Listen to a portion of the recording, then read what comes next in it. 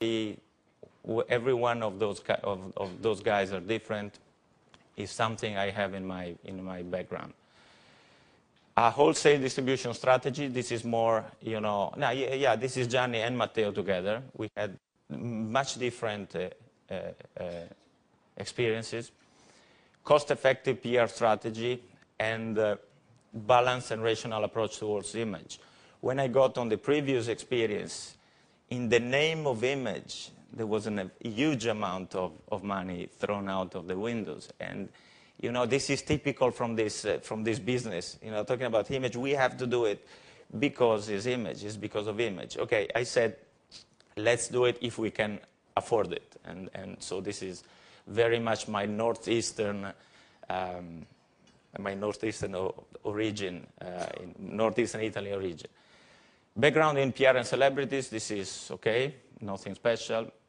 And I would say consistency in production process. I mean, Marzotto, very few of you knows that Marzotto because splitting in Valentino Fashion Group. Marzotto was in this business since 1949. And I tell you, it was a big machine. It was solid, rock solid.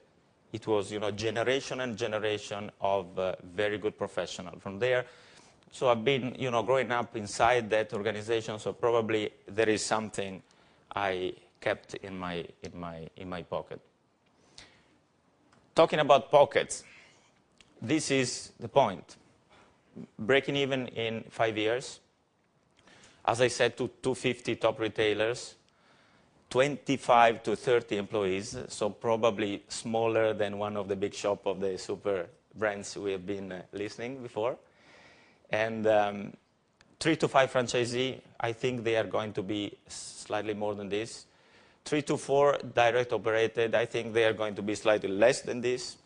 And of course, 13 to 15 million euros of investments in 5 years, which is for me a big deal. I mean, in 2009 in Italy, or even 10, unfortunately, everybody speaks about, giving you money, like banks and financial people, but there are no money. Everybody speaks, but nobody gives money to a new entrepreneur.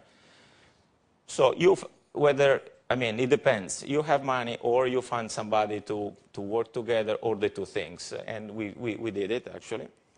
And the very last, that was a 1927 invitation of Madeleine Vionnet. And this one was the 1st October 2010, the one we did it in Paris. I am very proud of it. Thank you.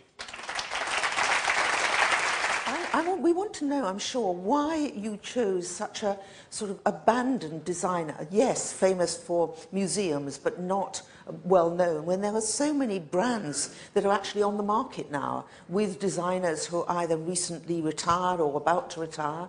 Why take her and not them? This is my affection of history, and this is a risk, for sure. It's a threat. I mean, I've been always thinking on something with the past. I felt easier to, which is probably wrong, I don't know, but I felt easier to revamp starting from something than to completely invent from scratch. Even though Vionnet today, all the time I say V, I start with Vionnet. All the time, it took time. It took time. And at the beginning it was always Valentino. Vionnet was the right one, but Vionnet practically is a startup, is a 110% startup. Because it's 65 years without any, there was a little sparkle, but it was not a real startup. Well, here's a question sent in via internet from Michael Moan, saying, as Vionnet has already been launched twice in recent years without success, what was in the brand that you saw and embraced? Was it the products as such or the equity of the brand? I don't think it's true, actually. It was not, as I said, it was a sparkle. I mean, if you start a venture like this, you have to be ready to spend, I don't know, 10, 12, 20, but in the region. You cannot do it just because you have a brand in the hands. You have to structure, you have to put money to invest I mean, so are you saying that it was previously owned by the family, members of the family? French family. Yes. Family. I don't think it was a member of the family. It was a French family.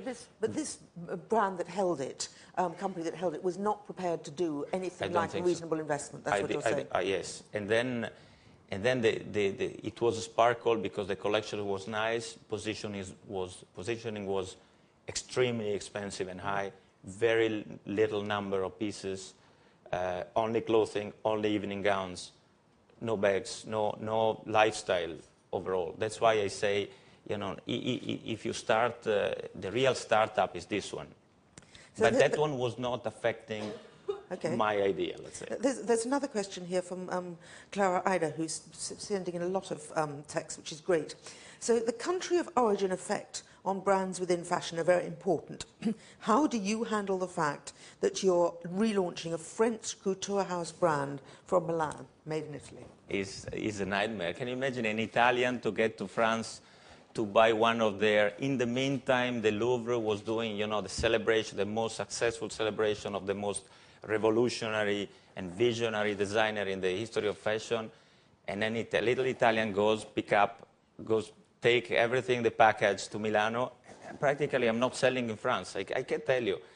I have, in Paris, I think one customer, and you have to see me writing by hands very nice letter to them. Do you remember me? I was doing the other thing. Why don't we meet? I want to tell you about my project. I have a nice product. And even some of the fashion editors in France are, you know, like going somewhere else. Very few of them remains very good friends. I have to say. It's just remaining here. Matteo, I loved your presentation, and especially for its humility. Not something we've seen all that much in this conference, but